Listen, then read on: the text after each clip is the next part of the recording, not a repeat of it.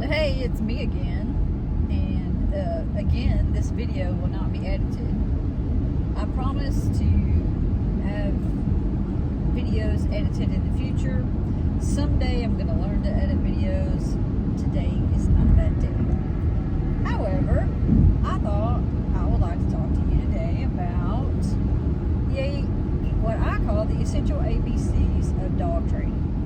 Now, this is just one trainer's opinion, and like I said before, there are many ways to train dogs, and there's a lot of opinions. Opinions are about like belly buttons. Everybody's got one. So I think this information has been helpful for me as I enjoy the results I get when I train my dogs this way, and I have also taught this in my obedience classes, my companion obedience classes. So it can also, ABCs of dog training can make your life a little less stressful. It can provide structure and confidence for your dog, and it's a safety measure also.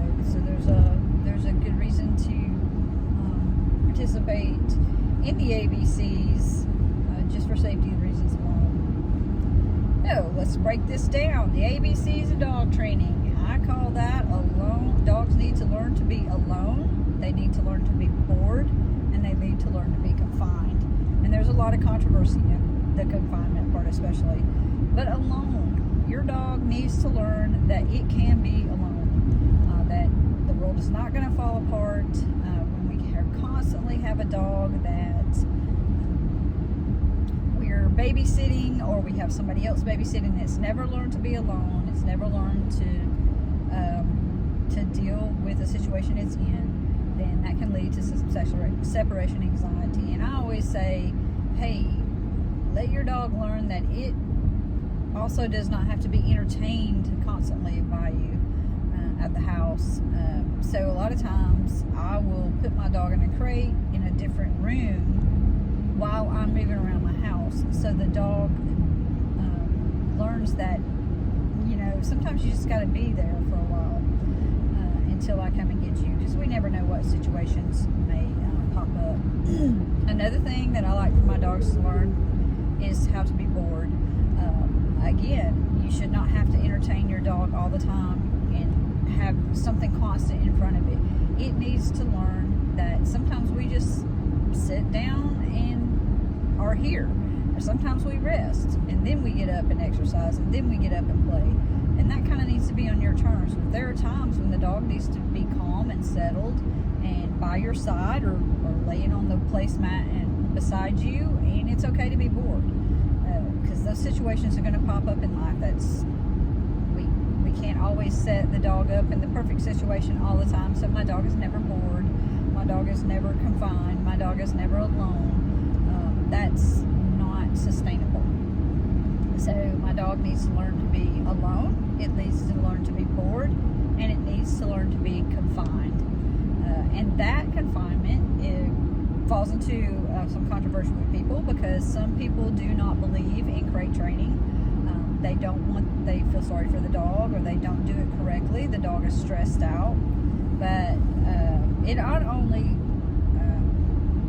applies to crates, but it can apply to X pens or baby gates, or anything that I put up as a barrier to that dog being confined. I need my dog to respect that. And I'm not saying that you have to put your dog up in a crate and you never get the dog out and it spends 20 hours a day there. That's not what I mean by confined. What I mean by being confined is the dog can handle being put in a crate and not stress out and not hurt itself. Because believe it or not, a dog can hurt itself pretty badly in a crate. And I have some good examples of why it is important. And we've seen recently the hurricane that hit in North Carolina. I mean, if my dog is not confined, the dogs that were rescued have to go to crates. They have to be moved in crates. If my dog is so stressed out it can't stay in a crate and it's hurting itself, or it chews its way out of its crate, there's a good possibility that dog can get hurt. Another reason is, what if my dog gets hurt and it has to be put up for healing time? Well, again, slow down a dog's healing time, or it can make an injury even worse trying to get out of a crate if it doesn't understand a crate. So those two things alone are important. But guess what? When your dog goes to a groomer, most of the time that dog is then going to have to be crated or in a crate bank. And I was actually a groomer for a little bit, and I actually saw a dog rip its toenail off because it was so scared in that pen, and we had to confine the dog. The next thing we know, we turn around, there's blood everywhere because the dog didn't understand how to be confined. So those reasons alone are important, but they're very practical. And yeah, crates can be used improperly. Crates can be cruel, but so can a leash. Almost anything can be cruel with a dog if you don't do it correctly. So I encourage you to learn how to teach your dog to accept a crate correctly in stages. I encourage you how to work with your dog on being alone and being bored. Work with a professional if you don't understand, but definitely do that work with them. It will benefit you in the long run. It reduces stress on your life and the dog's life because the dog is getting structure. It also, like I said, with a crate can be a huge safety concern. And we may not worry too much about natural disasters. We do have tornadoes here in Alabama, and so it's always a possibility. But you also got to think, if you're traveling in a car with the dog and then you have a wreck, that crate can protect the dog, number one.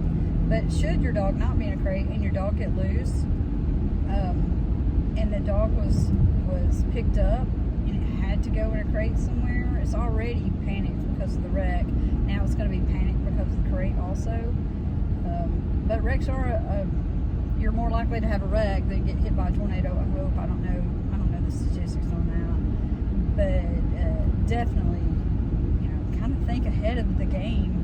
With the dogs, it's much easier to train a young dog than it is an older dog, but it is possible to train an older dog, so don't think that you've missed out on that opportunity. So I think these things are pretty important to dog training. I think they've benefited my dogs well, and I've seen them benefit dogs well altogether. So I do encourage you to participate in the ABCs of dog training. Thank you.